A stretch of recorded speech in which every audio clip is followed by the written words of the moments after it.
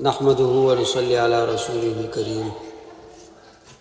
اما بعد اعوذ باللہ من الشیطان الرجیم بسم اللہ الرحمن الرحیم ورتل القرآن ترتیلا صدق اللہ العظیم۔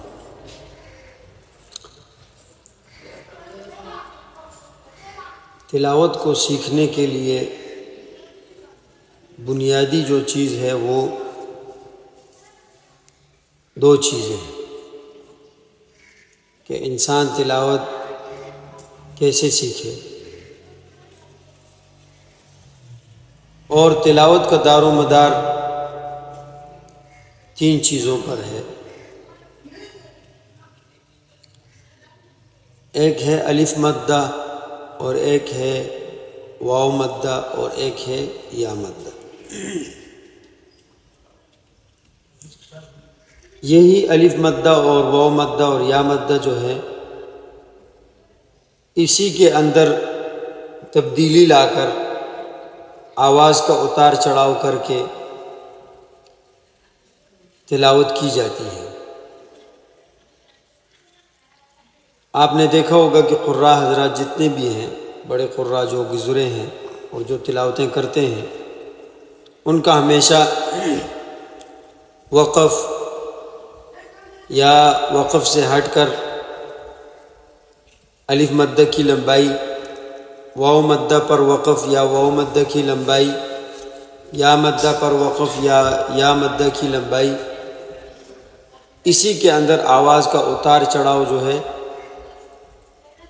اسی کو برقرار رکھتے ہیں، اور اتار چڑھاؤ کو آگے پیچھے کر کے اوپر نیچے کر کے تلاوت کو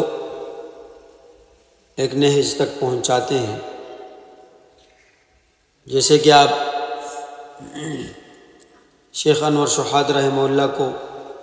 سنیں تو وہ تلاوت کے اندر آپ نے دیکھا ہوگا کہ وہ قل یا ایھا الکافرون کی تلاوت ان کی ایک ہے۔ اسی طرح اور بھی بہت ساری تلاوتیں ہیں، میں مثال کے طور پر ایک پیش کرتا ہوں کہ وہ یا ایھا الکافرون،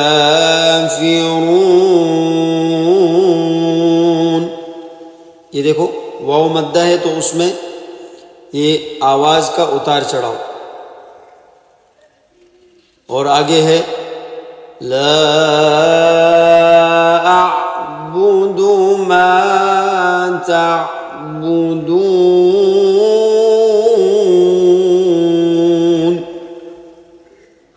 یہ بھی واو مدہ ہے،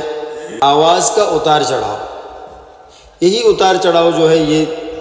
تلاوت کے اندر چلتا رہتا ہے، کبھی اتار چڑھاؤ زیادہ ہوتا ہے، کبھی کم ہوتا ہے، اتار چڑھاؤ کبھی ایک ہوتا ہے، کبھی ایک سے بڑھ کر اتار چڑھاؤ جو ہے 2-3 تک چلا جاتا ہے، 5 تک بھی جاتا ہے۔ اور باقی انشاءاللہ دوسری ویڈیو میں انشاءاللہ آگے اس پر بات کریں گے۔